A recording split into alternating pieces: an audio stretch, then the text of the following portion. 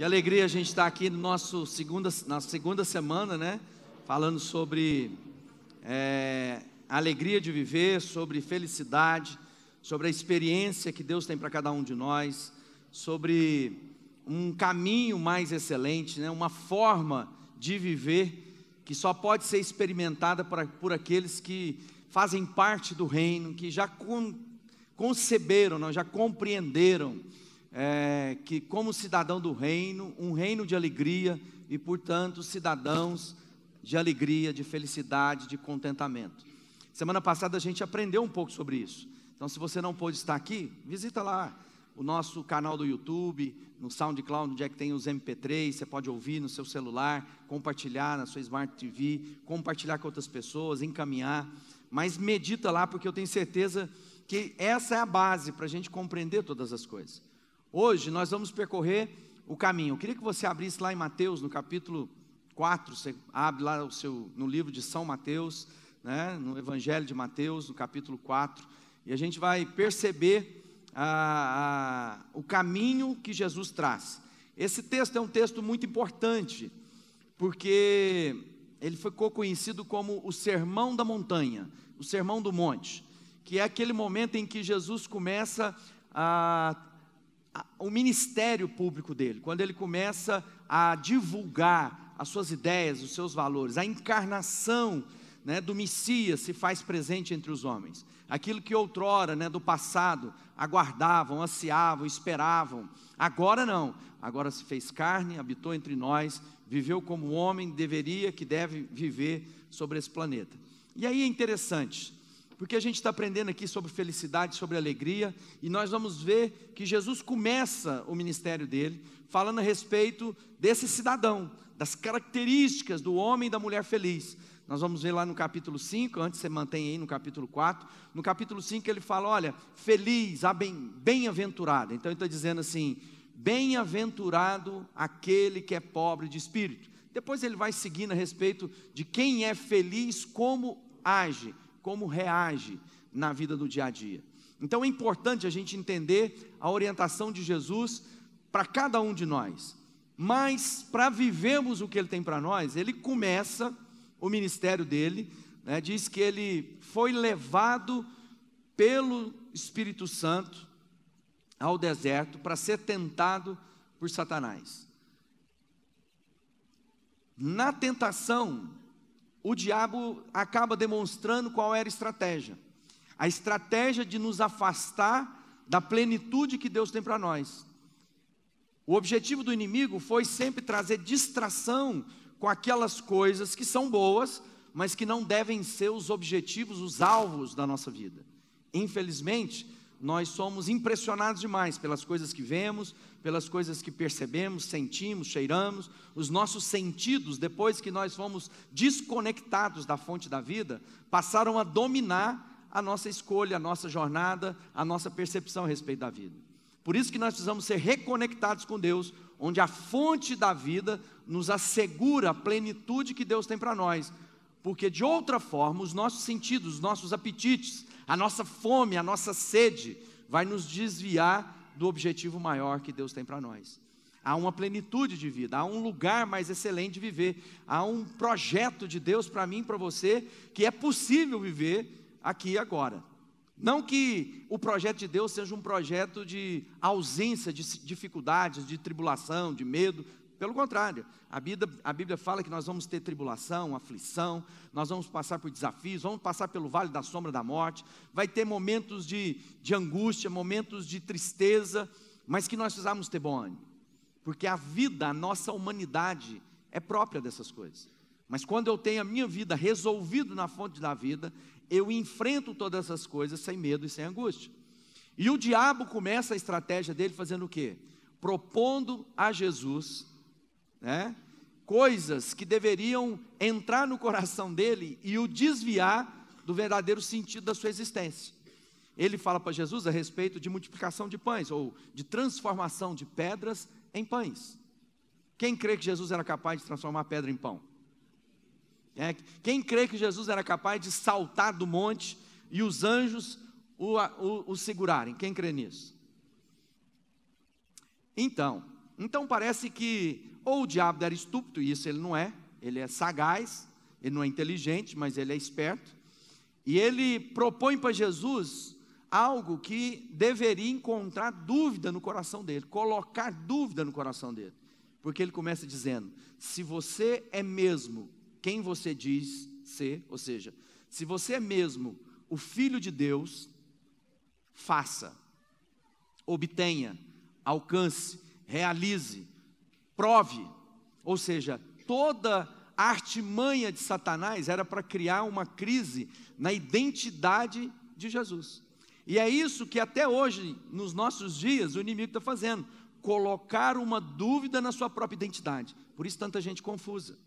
Por isso muitas vezes nós estamos tentando colocar coisas na nossa vida para fazer sentido na nossa existência. Por isso que muitos de nós estamos tentando alcançar lugares, alcançar títulos, alcançar fama, alcançar dinheiro, na perspectiva de que essas coisas darão sentido a quem eu sou. Ou seja, eu vou me tornar algo se eu obter determinada coisa. E essa é a grande artimanha. Por fim, o diabo fala para Jesus assim: olha, se você, olha só, em Mateus 4, verso 8, levou ainda o diabo a um monte alto, mostrou-lhe todos os reinos e a glória deles, e disse: tudo isso te darei, se prostrados me adorares. Ele está dizendo: sabe tudo isso aí que tem na vida? Eu vou te dar. Quantas vezes na nossa caminhada e na nossa jornada, nós estamos em busca daquilo que o diabo está oferecendo. Nós pensamos que são essas tornar uma pessoa feliz.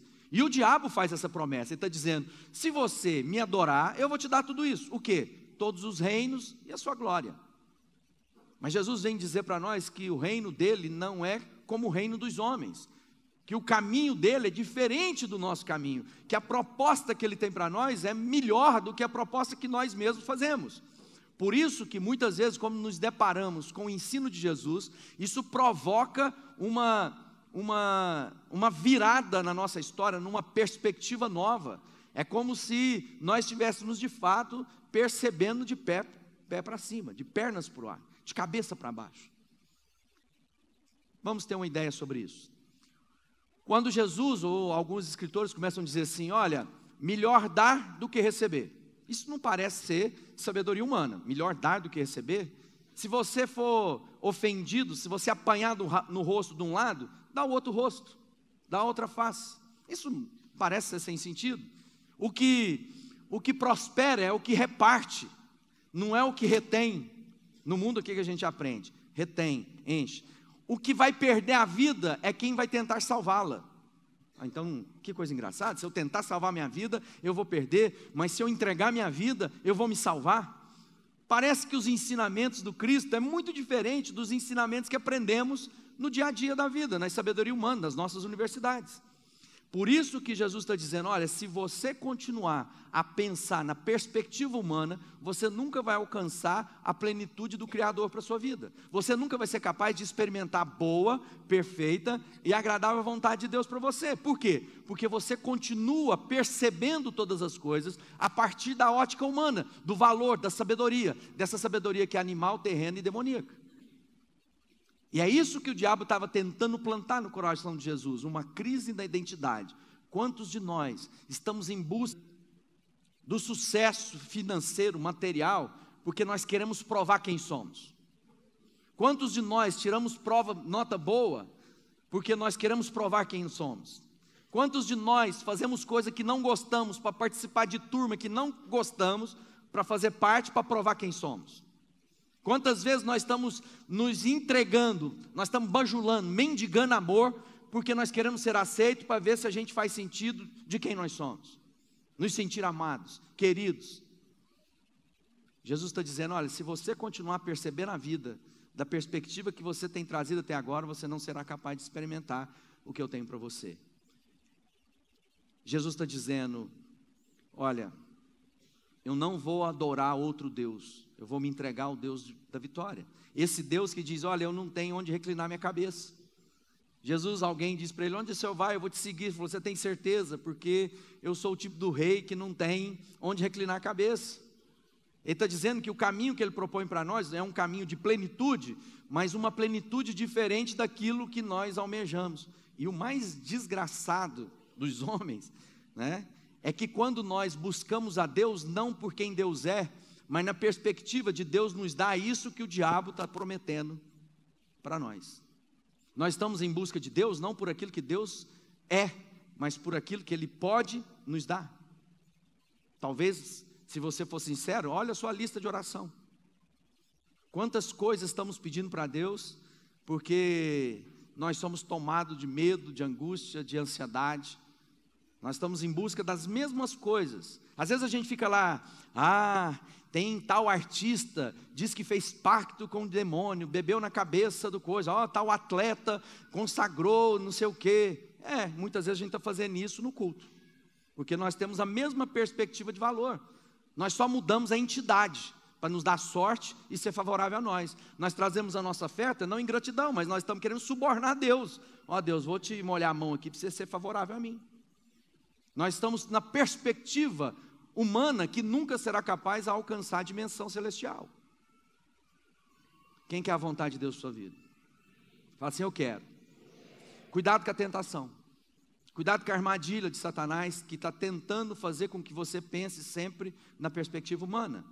É interessante que em Mateus, no capítulo 4, 17, Jesus, depois de sair do deserto, depois de ter vencido as tentações do deserto, ele começa a anunciar uma nova era, um novo tempo, um novo momento histórico.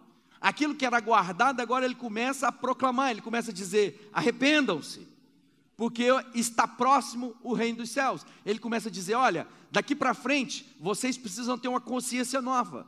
Arrependimento é mudar a maneira de pensar. Por isso que a palavra de Deus em Isaías diz que os pensamentos de Deus são mais altos, são melhores, mais excelentes que os nossos pensamentos. Ele está dizendo, o reino que eu vou anunciar a vocês, não será possível vivenciá-lo pensando como o homem pensa. Os seus desejos, os seus apetites, as suas crises de identidade. E aí tem muita gente pensando que vai ser feliz na mudança da sua identidade. E Deus está dizendo, te criei para um determinado fim, e você tentar fazer outra coisa que não aquela que eu te criei para, você não vai ser feliz. Você não vai encontrar plenitude, porque não há plenitude se o objeto, se o instrumento, se eu, como criatura de Deus, não cumprir o propósito pelo qual Deus me criou. Mas muitas vezes, irmão, desgraçadamente a gente não acredita nisso.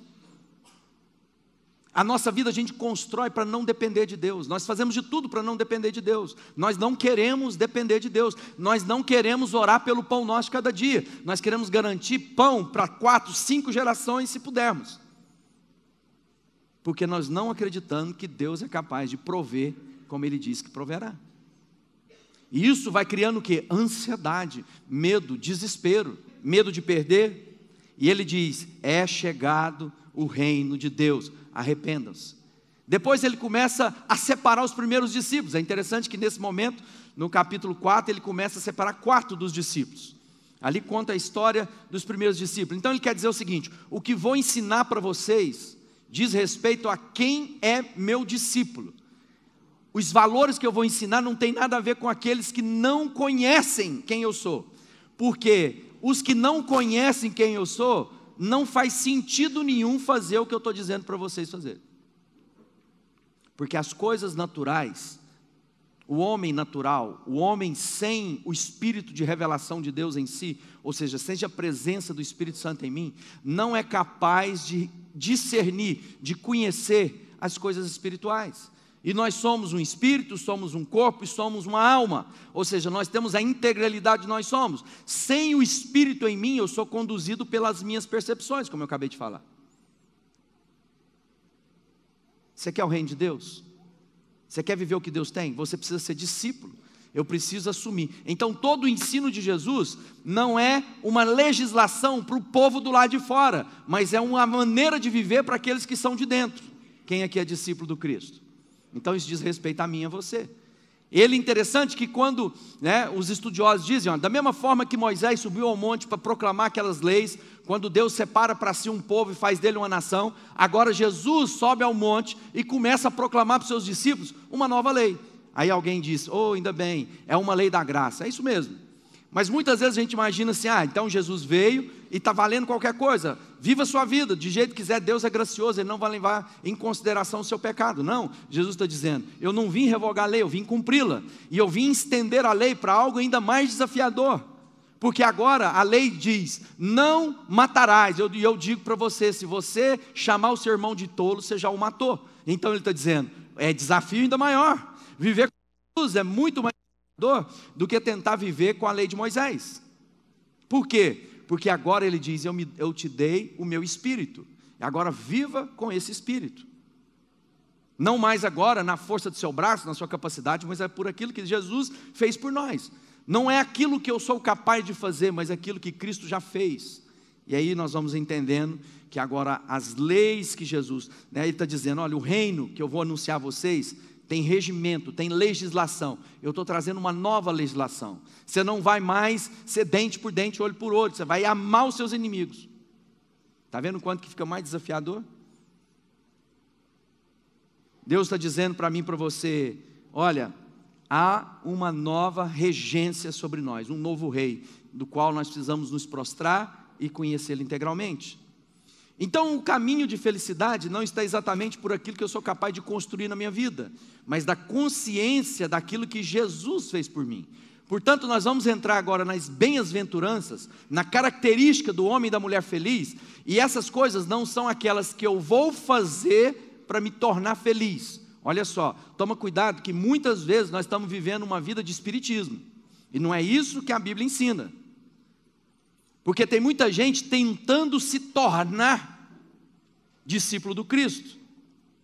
Não, é aquilo que Jesus fez que me tornou, já sou em Cristo. E agora eu desenvolvo aquilo que nele já sou. Ele está dizendo, feliz é aquele que tem a consciência e vive de acordo com essa nova consciência. Feliz é aquele que vive agora de acordo com a obra que Cristo já fez.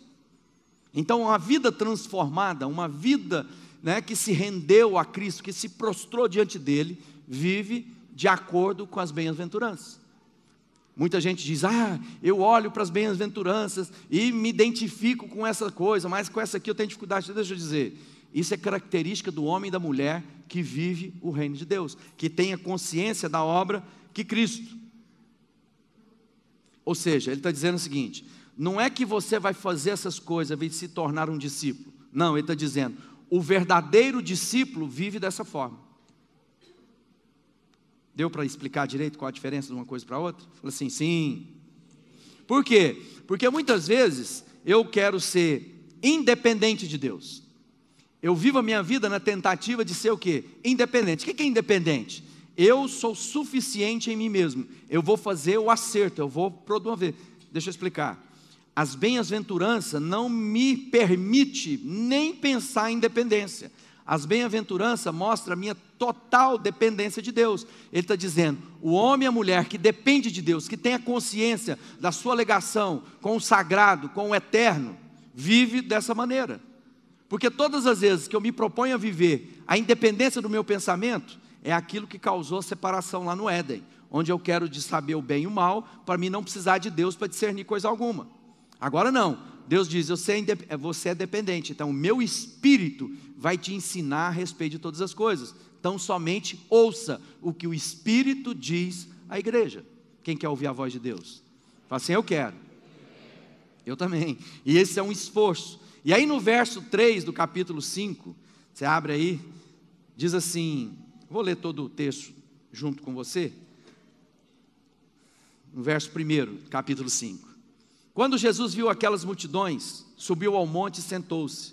Os seus discípulos chegaram perto dele e ele começou a ensiná-los, dizendo, felizes as pessoas que sabem que são espiritualmente pobres, porque deles é o reino dos céus. Felizes as pessoas que choram, porque Deus as consolará. Felizes as pessoas humildes, pois receberão de Deus o que Deus tem prometido. Felizes as pessoas que têm fome e sede de fazer a vontade de Deus, pois ela os deixará completamente satisfeitos. Felizes as pessoas que têm misericórdia dos outros, pois Deus terá misericórdia delas. Felizes as pessoas que têm coração puro, pois elas verão a Deus. Verso 9, felizes as pessoas que trabalham pela paz, pois Deus as tratará como filhos. Felizes as pessoas que sofrem perseguições por fazerem a vontade de Deus, pois o reino dos céus é delas. Felizes são vocês quando os insultam, perseguem, dizem todo tipo de calúnia contra vocês, por serem meus seguidores. Fiquem alegres e felizes, pois uma grande recompensa está guardada no céu para vocês, porque foi assim mesmo que perseguiram os profetas que vieram antes de vocês.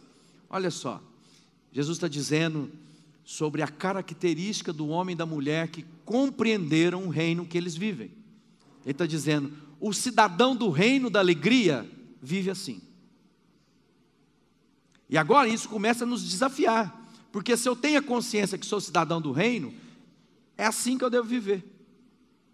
E ele começa dizendo, felizes, no verso 3, as pessoas que são espiritualmente pobres, pois o reino dos céus é delas. Ele está dizendo para mim e para você, olha, se você tiver soberba espiritual, você não vai ser capaz de compreender o reino, e portanto você não é do reino.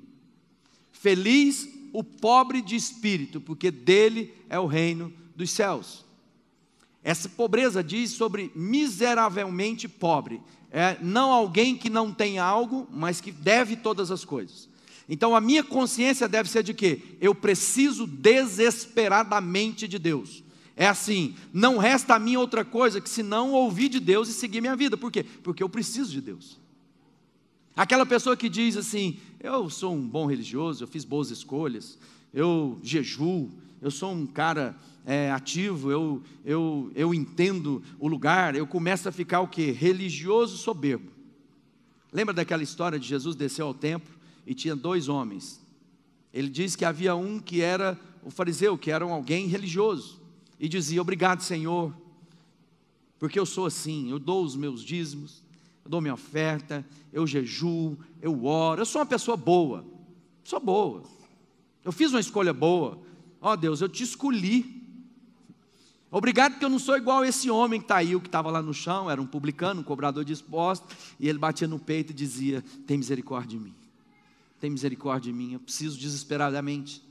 A gente pode lembrar de Paulo, o apóstolo dizia assim, quão miserável homem que sou, porque sabendo bem que eu tenho que fazer, esse eu acabo não fazendo, mas o mal que eu não queria fazer, esse eu acabo fazendo.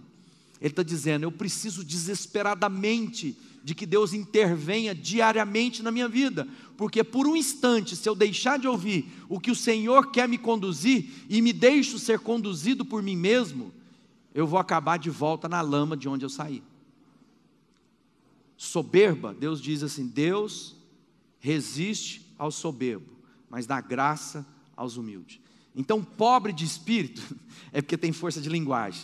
Você já viu aquela expressão de falar assim, fulano é pobre de espírito, nós estamos dizendo assim, que ele é desprezível, que ele não é um espirituoso, é quase que o espírito de porco, fala, não, isso é um espírito de porco.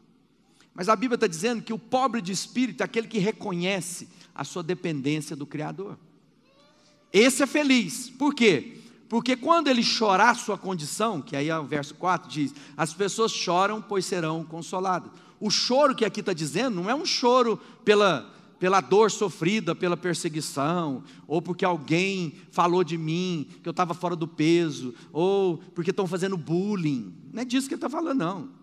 Aliás, hoje nós estamos ficando cada vez mais sensíveis, uma sociedade profundamente sensível. Ai, olhou para mim, isso é bullying. Irmão, não tenha medo de assumir sua identidade, não importa o que digam a respeito de você, você é o que Deus diz que você é. Para de sensibilidade demais. Isso é engano. Você é o que Deus diz que você é. Ponto. O que pensam a respeito de você, podem pensar um tanto de coisa. E daí? Podem dizer um tanto de coisa a respeito de você. Mas quando esse que chora, ele não chora essa condição de dificuldades da vida. Ele chora porque ele reconhece que é pobre de espírito e chora a sua condição de pecado diante de Deus. É dizer para Deus, Deus, tem misericórdia de mim. Olha eu de novo e seguindo um caminho que eu não quero andar, me ajuda. Por isso que a Bíblia diz que é melhor entrar no céu sem uma mão, sem um olho, do que entrar inteiro. E às vezes a gente está querendo conservar-nos inteiros, indo para o inferno. Porque vivemos dias de cada vez mais, né? O que vale é o prazer, é o que eu estou com vontade, Deus me entende, Deus sabe, ai, Deus me conhece, é muito difícil para mim. É porque eu ainda não entendi que eu sou do reino, e continuo ainda sendo dominado pelo Satanás. Quando eu entendo o cidadão que eu sou, essas tentações, deixa eu dizer uma coisa, não virá sobre vós tentação maior do que não é capaz de suportar. Porque junto com a tentação, Deus nos dá o quê?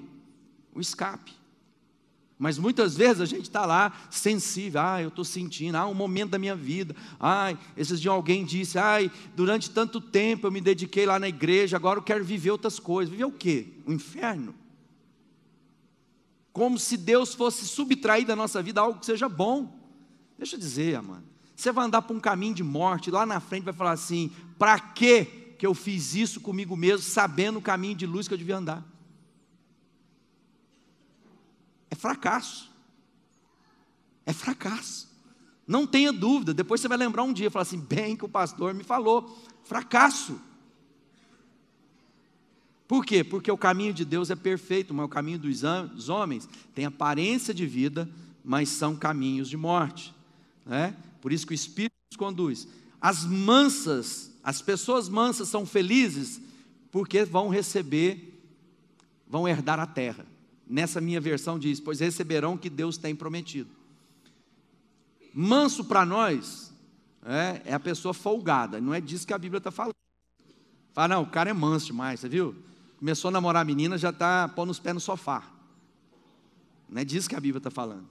A Bíblia está falando que o manso é aquele que reconhece a sua necessidade de Deus, chora a sua condição e se submete à vontade de Deus. Ele não resiste a Deus, ele deixa Deus o moldar. É aquela figura do oleiro moldando o barro. Ele não resiste, ele se deixa moldar por Deus. Então o manso é aquele que abre mão da sua vontade para se submeter à vontade de Deus. É o homem e a mulher que já compreenderam a oração do Pai Nosso. Seja feita a tua vontade no céu, seja feita aqui na terra, na minha vida. Quem quer a vontade de Deus na sua vida? O manso herda a terra. Aí às vezes a gente nem entende isso, né? Porque a gente imagina assim, o manso até poderia compreender que ele vai herdar o céu, as coisas celestiais, porque aqui na terra não, aqui na terra é a luta do mais esperto, do mais forte, a lei da selva, quem prevalecer, quem conseguir, o aguerrido que vai receber a terra. E Jesus diz, não, é o reino que não pode ser abalado, que vai ser vivido na terra, vai herdar a terra. Quem? Quem se submete à vontade de Deus. Por isso que você se lembra lá, não andeis ansiosos por que haver de comer, beber, vestir. Busque em primeiro lugar o reino de Deus, se submete ao reino de Deus, e Deus sabe que você precisa dessas coisas, e essas coisas serão acrescentadas à sua vida. Deus está dizendo que será favorável ao homem feliz, que tem uma atitude de homem feliz, de mulher feliz. Manso, e aí ele diz, o que tem fome e sede de fazer a vontade de Deus, pois serão completamente satisfeitos. Às vezes a gente lê isso, e a gente fala assim, porque há uma promessa, diz assim, Deus satisfará o desejo do seu coração. Mas a gente tem que ler o texto inteiro, e às vezes a gente só marca na nossa Bíblia aquilo que nos convém. Lá está dizendo assim, entrega o teu caminho ao Senhor, confia nele, e ele satisfará os desejos do seu coração. Ele está dizendo, entrega o seu caminho a Deus, se submeta, seja manso. E quando eu me submeto a Deus, eu paro de tentar falar para Deus o que eu quero, e começo a prestar mais atenção do que Ele tem para mim. Você compreende isso? Então a minha oração começa a ficar muito mais alinhada à vontade de Deus, do que propriamente a minha vontade diante de Deus. Eu paro de apresentar os meus planos para Deus, e começo a me perguntar diante de Deus, quais são os planos dEle para mim. Porque se eu sei os planos de Deus, eu me alinho aos planos de Deus, porque são melhores do que o meu, são mais excelentes do que o meu, são mais intensos do que o meu. Mas às vezes, porque eu tenho uma deformação na minha mente, eu continuo imaginando que eu sou capaz de planejar algo para a minha vida que seja superior àquilo que Deus tem para mim. Se Deus me criou com um objetivo que passa pela comunhão com Ele. Se Ele diz que o caminho dEle é perfeito, a vontade dEle é boa, é agradável, é perfeita, por que que eu ainda insisto em apresentar para Deus os meus planos? Por que eu não busco em Deus os planos dele por ter me criado? Por que ainda sigo um caminho que vai me afastar? Lá é isso que está no Salmo 37, verso 4. Agrada-te do Senhor, e Ele satisfará os desejos do teu coração. Entrega o teu caminho ao Senhor, confia nele, e no mais, Ele tudo fará. Agrada-te de Deus. Sabe o que é agradar de Deus, né? Que eu estou agradecido porque Deus fez o que eu quis. Não, eu vou me alegrar com aquilo que Deus é. Eu me agrado de estar com Deus, em Deus. Eu entendi que Deus não está do lado de fora de mim, o reino de Deus não está do lado de fora de mim. Jesus diz que enviou o Espírito para habitar em nós. Ele diz que o reino dele não está do lado de fora, o reino dele está em nós. Será que ainda vou continuar lutando contra Deus? Bem felizes ou bem-aventurados os misericordiosos, porque receberão misericórdia. O homem e a mulher feliz é aquele que não guarda rancor nem vingança. Por quê? Porque compreenderam que no reino eu fui perdoado. Deus usou de misericórdia comigo, e agora resta a mim ser misericordioso com o outro, porque não há outra condição. Essa é a condição do cidadão do reino. Isso não está em pauta. Olha, se você conseguir, quando você puder, se você tiver vontade, ele está dizendo, o homem e a mulher feliz é misericordioso. Por que ele é misericordioso? Porque eu estou alegre. Por que você está alegre? Porque Deus me perdoou. Mas aquela pessoa fez isso contra você, não importa. Olha o que Deus fez por mim, depois de tudo que eu fiz contra Ele. Quem quer a vontade de Deus na sua vida? Eu quero. Então isso passa por quê? Uma consciência de misericórdia que recebi. E não há outra coisa que não dá gratuitamente aquilo que de graça eu recebi da parte de Deus. Mateus 18, 32 diz assim, então o Senhor, chamando, disse, servo malvado, perdoei-te aquela dívida toda porque me suplicaste. Não devia você igualmente compadecer-te do teu conservo, como também eu me compadeci de ti? Indignando o seu Senhor, entregou aos verdugos, aos atormentadores, até que lhe pagasse toda a dívida. Assim também, meu Pai Celeste vos fará, se do íntimo não perdoardes o seu irmão. Mas como nós somos cidadãos desse reino de alegria, nós a perdoamos. Nós temos misericórdia. Não é que muitas vezes nós não vamos ter emoções contrárias a isso. Já viu quando a gente diz, porque ainda não estou sentindo isso. Eu estou pedindo para Deus para que eu sinta isso. Deus está dizendo, não, a gente não vive pelo que sente. A gente obedece. Se depois você vai sentir ou não, isso é outra história. Porque lembra-se que o coração é enganoso, ou seja, os nossos sentimentos, a nossa percepção, a nossa ilusão. Quantos vídeos a gente passou ali só para ter a noção da percepção, né, de engano. Quem aqui já foi quem usou aqueles óculos que tem no shopping de 3D, que você coloca, que desce às vezes a montanha-russa, ou foi no simulador?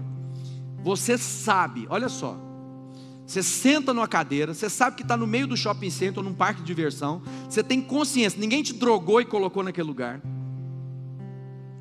Não é isso? Ninguém te deu uma boa noite Cinderela e você, onde eu estou? Não, você está sentado, consciente, você pagou bilhete, ingresso, senta naquele lugar, coloca alguma coisa diante dos seus olhos, aquilo provoca uma sensação no seu cérebro, você cai no chão sabendo que está sentado.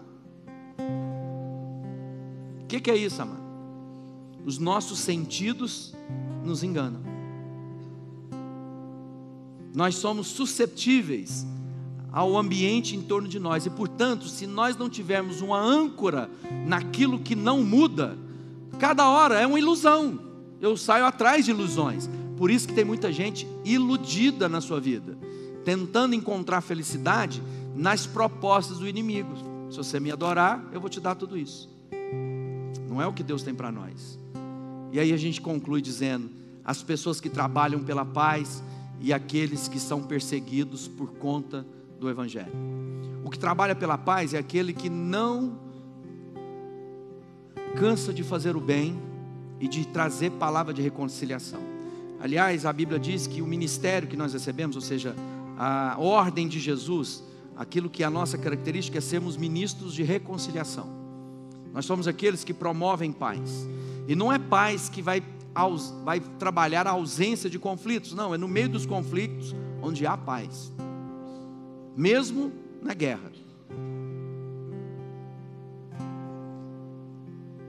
E ele diz: olha, bem-aventurado quando vos perseguirem, caluniando vocês por causa do Evangelho. E eu me lembro de uma situação, nós estávamos nos Estados Unidos, numa reunião de jovens da equipe do Tribal Generation, e tinha um rapaz da Indonésia, e a igreja dele é em Jakarta, que é a capital da Indonésia. A Indonésia é o maior país muçulmano do mundo, a maior população muçulmana do mundo. E a igreja dele, apesar de ser uma igreja grande, 10 mil membros lá, naquele meio, né, daquele turbilhão, era uma igreja que recebia muito perseguições. Naquela igreja não tinha nenhuma família que não tinha alguém que foi colocado para fora de casa porque se converteu, que perdeu o emprego, que perdeu uma mão, que perdeu um dedo, que foi espancado, que foi insultado. Todos tinham esse testemunho de vida.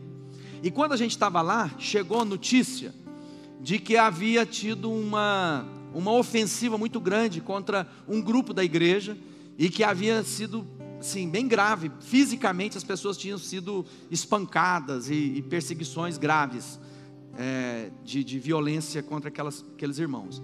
E naquele primeiro instante nós falamos assim: vamos orar para Deus cessar as perseguições na Indonésia. E ele diz: não orem por isso. Nós não pedimos para ninguém orar, para que ninguém ore para que a gente fique livre da perseguição. Ore para que nós tenhamos força para enfrentar a perseguição. Aquilo não fazia sentido, não é verdade? Fala assim: oh Deus, que isso, que eles tenham liberdade. E sabe por que eles disseram que não queria que a gente orasse? Porque ele dizia assim: na minha igreja tem 10 mil pessoas, só que não tem ninguém que brinca de ser crente, porque não faz sentido ser crente num lugar que você pode tomar uma paulada na cabeça sem ver, porque você é crente. Não faz sentido você dizer que é crente, sendo que você vai ser colocado para fora de casa. Não faz sentido ser crente se você não tiver convicção, sabendo que você pode sofrer, que a sua casa vai ser incendiada. Só quem é de fato discípulo do Cristo declara-se isso. Ninguém frequenta a igreja para ir junto com o namorado, com a namorada. Entende a diferença? E ele está dizendo: olha, ninguém brinca de ser crente. Bem-aventurados perseguidos. Agora, nos nossos dias e no momento que nós vivemos, infelizmente, temos visto muitas pessoas dizendo, os irmãos que estão sendo perseguidos, porque são safados e sem vergonha. As pessoas não estão mentindo. Ele está passando a perna, ele é adúltero, ele é prostituto, ele é drogado, ele é viciado, ele é mentiroso, ele faz negócio ilícito, ele rouba. Aí ele fala assim: estão me perseguindo. Não, você é um sem vergonha. Sei que não tem ninguém aqui nessa condição. Será que nós sabemos o que é de fato servir a Jesus, mesmo no meio da perseguição? Será que a minha vida é uma vida entregue ao altar de Deus de forma plena e completa? Esse é um momento de reflexão. Se eu sou feliz, eu vivo tudo isso que a Bíblia diz que o feliz é. Se eu não vivo essas coisas, eu preciso saber se de fato eu entendi o reino de Deus na minha história. Se eu sou misericordioso, se eu sou pacificador, se eu sou humilde de coração, se eu sou manso,